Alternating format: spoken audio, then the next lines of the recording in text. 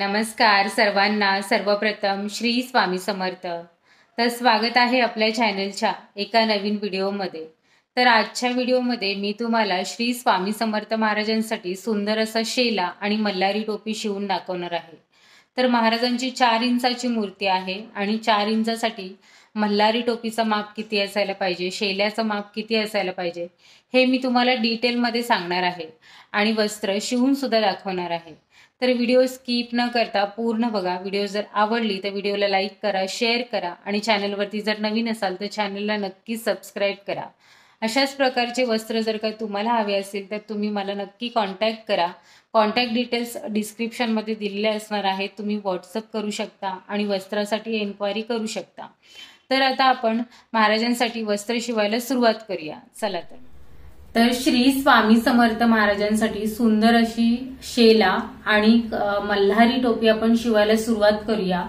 तर बघा 4 इंचाची महाराजांची मूर्ती आहे। 4 इंचासाठी आपण शेला आणि मल्हारी टोपी शिवणार आहोत। तर जेव्हा महाराजांची 4 इंचाची मूर्ती असते तेव्हा महाराजांचा जो डोक्याचा घेर आहे तो 3.2 इंच एवढा असतो। तर 3 नंतर 2 रेषा असा महाराजांच्या डोक्याचा घेर असतो। तर त्याच मापामध्ये मी तुम्हाला महाराजांना मल्हारी टोपी शिवून दाखवणार आहे आणि शेल्याचा माप किती घ्यायचा हे सुद्धा मी तुम्हाला सांगणार आहे आणि व्यवस्थित शिवून दाखवणार आहे। तर आता आपण मल्हारी टोपी आणि शेला शिवायला सुरुवात करूया। तर सगळ्यात पहिल्यांदा मी कापड कटिंग करून घेतलेलं आहे, व्यवस्थित माप मी तुम्हाला सांगते आणि त्याच्यानंतर तुम्हाला शिवून सुद्धा दाखवते। तर सगळ्यात पहिल्यांदा जो शेला आहे, शेल्यासाठी बघा कापड कटिंग करून घेतलेला आहे।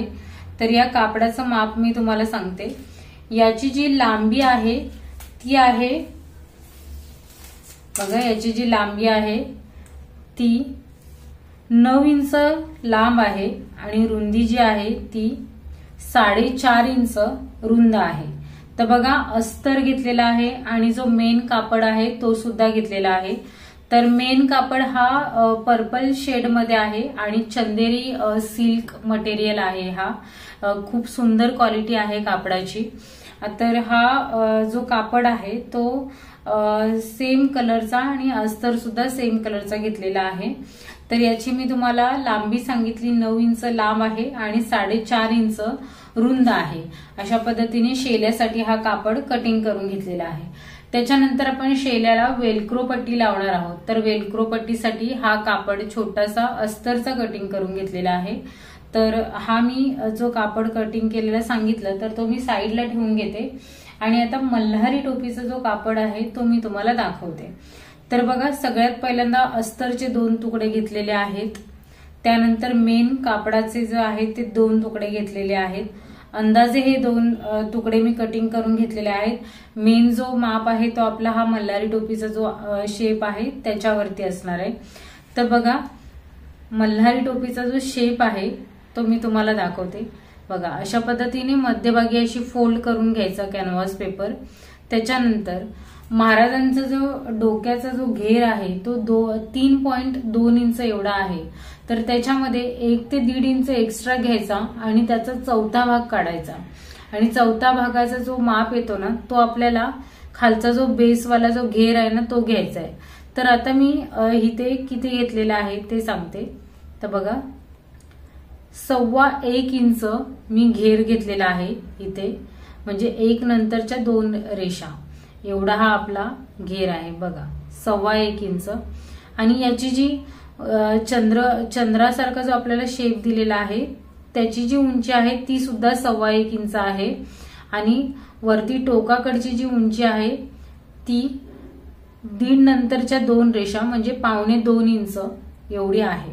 ठीक आहे, अशा पद्धतीने माप घ्यायचा। पहिल्यांदा घेर घ्यायचा 1.25 इंच, त्याच्यानंतर वरती 1.25 इंच टिकमार्क करून घ्यायचं आणि मध्यभागी 1.25 इंचावरती टिकमार्क करून घ्यायचा आणि असा चंद्राचा जो आकार आहे चंद्रकोर टाइप मध्ये तसा आपल्याला द्यायचा आहे, म्हणजे ही आपली मल्हारी टोपीचा जो शेप आहे ना तो तयार होतो। आता 4 इंचाची महाराजांची मूर्ती आहे त्यामुळे घेर थोडा कमी आहे आणि डिटेलिंग थोडी जास्त करावी लागते याच्यामध्ये, कारण एकदम छोटे जेवढे वस्त्र असतात तेवढं डिटेलिंग खूप कमी दिसतं आपल्याला, त्यामुळे ते व्यवस्थित फिनिशिंग मध्ये घेऊन आपल्याला हे करावं लागतं. तर आता बघा, तुम्हाला कापड समजलं. हा जो कापड आहे तो मी तर अंदाजे घेतलेला आहे कटिंग करून. अस्तर सुद्धा मी अंदाजे कटिंग घेतलेला आहे करून. तर व्यवस्थित असा कॅनव्हास पेपर आपला बसेल एवढाच आपल्याला कटिंग करून घ्यायचा आहे. तर आता हा जो मल्हारी टोपीचा जो कापड आहे ना तो मी साईडला ठेवून घेते. सगळ्यात पहिल्यांदा आपण शेला शिवून घेऊया. तर आता शेला शिवण्यासाठी काय करायचं, रेग्युलर आपलं जसं चारी बाजूने पहिल्यांदा शिलाई मारून घ्यायची अस्तर आणि मेन फॅब्रिकला, आणि त्याच्यानंतर चारी बाजूने डबल फोल्ड मारून शिलाई मारून घ्यायची. तर सगळ्यात पहिल्यांदा मी चारी बाजूने शिलाई मारून घेते आणि नंतर डबल फोल्ड मारून शिलाई मारून घेते आणि मग तुम्हाला दाखवते. तर बघा, व्यवस्थित अशी चारी बाजूने डबल फोल्ड मारून शिलाई मारून झालेली आहे. फिनिशिंग एकदम प्रॉपर आलेली आहे. तर आता आपल्याला पुढे काय करायचं आहे, तर बघा वेलक्रो पट्टी आपल्याला लावून घ्यायची आहे. तर वेलक्रो पट्टी लावण्यासाठी हा जो मी छोटासा अस्तरचा तुकडा घेतलेला आहे तो आपल्याला घ्यायचा आहे.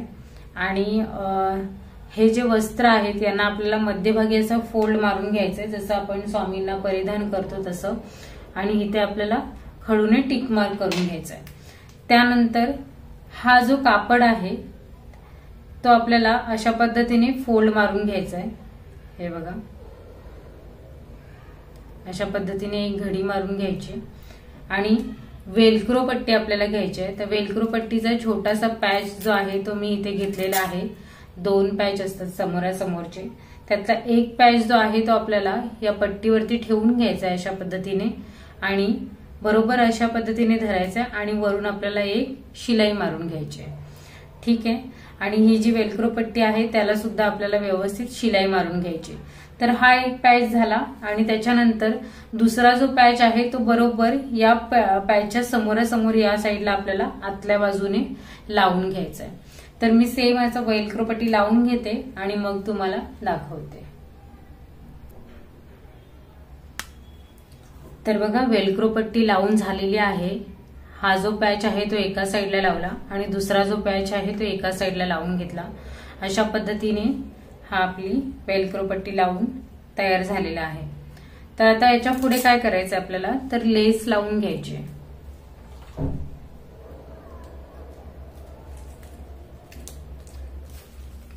तर ही गोल्डन कॉइन्स वाली मी ही ते लेस वापरणार आहे आणि ही लेस लावणार आहे. तर चारी बाजूने ही लेस लावून झाल्याच्या नंतर मी तुम्हाला दाखवते.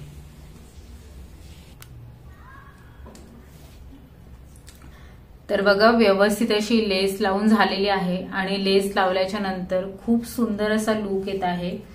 तर आता आपला शेला शिवून झालेला आहे. शेल्यानंतर आता आपण मल्हारी टोपी शिवूयात.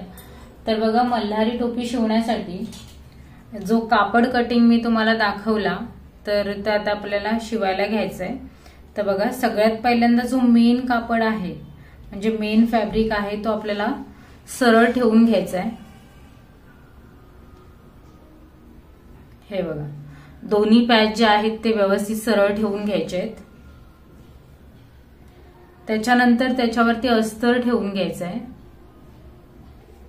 बघा, अस्तर ठेवून घेतला. त्याच्यानंतर जो कॅनव्हासचा जो पॅच आहे ना तो आपल्याला व्यवस्थित असा ठेवून घ्यायचा आहे.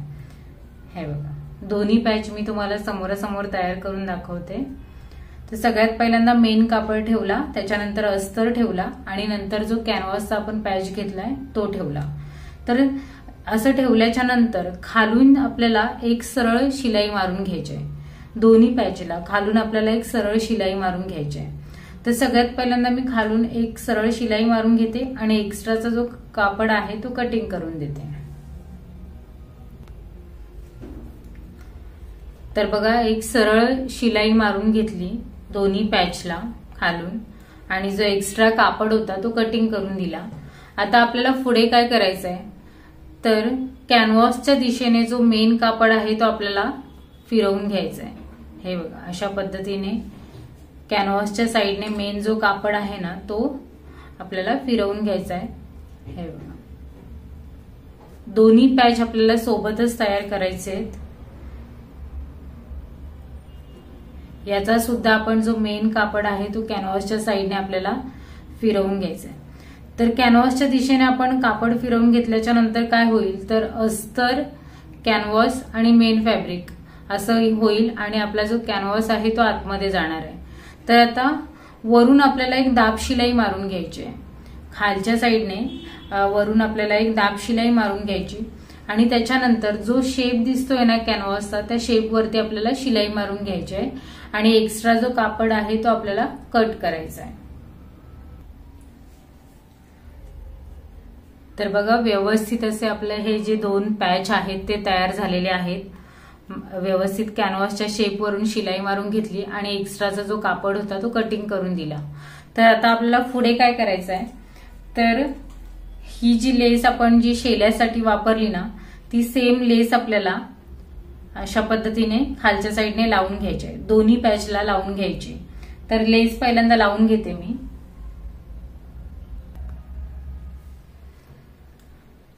बघा, व्यवस्थित अशी आपली लेस लावून झालेली आहे.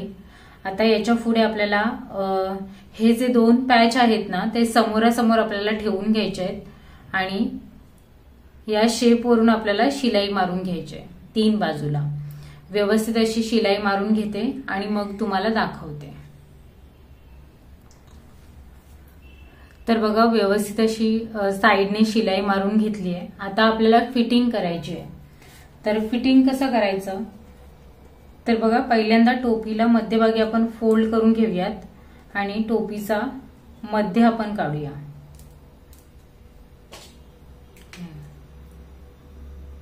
पेनाने आपल्याला टिक मार्क करून घ्यायचे. हे अशा पद्धतीने थोडासा पॉइंट तुम्हाला दिसत असेल, मध्य आपण काढून घेतलेला आहे. तर आता महाराजांचा जो डोक्याचा घेर आहे तो 3.2 इंच एवढा आहे. 3.2 इंच आहे. तर 3.2 इंचाचा आपल्याला मध्य चौथा भाग काढून घ्यायचा आहे. तर बघा, 3.2 इंचावरती पहिल्यांदा एक फोल्ड मारायचा आणि त्याच्यानंतर परत आपल्याला एक फोल्ड मारायचा आहे. असं 2 वेळा फोल्ड मारायची मेजर टेप आणि त्याच्यानंतर आता मेजरमेंट किती येतोय बघा, तर 1च्या अगोदरच येतोय, त्यामुळे मी तुम्हाला लाईन्स सांगते. 1 2 3 6 लाईन्स येत आहेत, म्हणजे 0.6 एवढा आपला चौथा भाग असणार आहे. तर बघा, मी ते मध्यापासून पुढे चौथ्या भागावरती टिक मार्क करून घेते. हे बघा, आणि मध्यापासून या साईडला सुद्धा चौथ्या भागावरती टिक मार्क करून घेते. तर टिक मार्क करून झाल्याच्या नंतर आपल्याला ह्या टोपीचा जसा शेप आहे त्या शेप मध्ये आपल्याला पेनाने लाईन्स आखून घ्यायच्या आहेत. हे बघा, अशा पद्धतीने आणि बरोबर चंद्रकोर जी आहे ती व्यवस्थित आपल्याला देऊन घ्यायची आहे. हे बघा, पेनाने मी इथे लाईन्स आखून शेप देऊन घेतलेला आहे. बघा, इथून पुढे वरती जो मेजरमेंट आहे तुम्ही अंदाजे घेतलाय, पण मी तुम्हाला सांगते. तर इथून वरती 1.25 इंच त्याच्यानंतरची जी रेष आहे ना ती आहे, म्हणजे 1 नंतर 3 रेषा एवढा आहे. आणि या साईडला सुद्धा 1.25 इंच नंतरची एक रेष, म्हणजे 1 नंतरची 3 रेषा. अशा पद्धतीने उंची घेतलेली आहे टोपीची आणि चंद्रकोरचा जो आहे तो देऊन घेतलेला आहे शेप. तर आता ह्या शेपवरती व्यवस्थित शिलाई मारून घ्यायची, म्हणजे आपली प्रॉपर फिटिंग होऊन जाईल. तर बघा, प्रॉपर अशी शिलाई मारून घेतली आहे आणि फिटिंग प्रॉपर झाली आहे आपली. आता तर साईडला जो कापड आहे ना तो थोडासा कटिंग करून देते.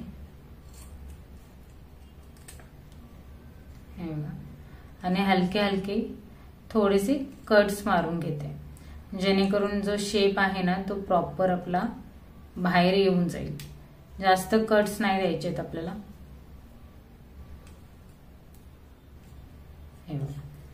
असे कट्स देऊन झाले। आता ही टोपी मी सरळ करून तुम्हाला दाखवते।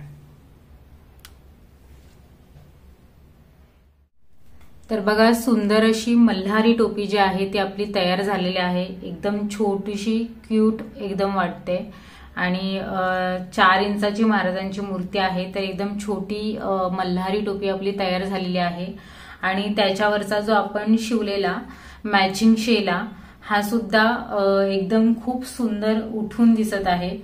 तर आता हे जे वस्त्र आपण शिवले ते 4 इंचाच्या महाराजांच्या मूर्तीसाठी मी तुम्हाला दाखवले। मल्हारी टोपीचं माप वगैरे व्यवस्थित मी तुम्हाला सांगितलं आणि व्यवस्थित शिवून सुद्धा दाखवले। तर आता हे जे वस्त्र आहेत ते एका ताईंनी ऑर्डर केले आहेत महाराजांसाठी। तर ते वस्त्र मी तुम्हाला परिधान करून नाही दाखवू शकत, ते ताईंना मी पाठवणार आहे। आणि असे जर का वस्त्र तुम्हाला शिवून हवे असतील तर तुम्ही मला नक्की कॉन्टॅक्ट करा। कॉन्टॅक्ट डिटेल्स डिस्क्रिप्शन मध्ये दिलेले असणार आहेत। तर अशाच प्रकारच्या नवनवीन वस्त्रांसोबत नवीन व्हिडिओमध्ये आपण भेटूयात।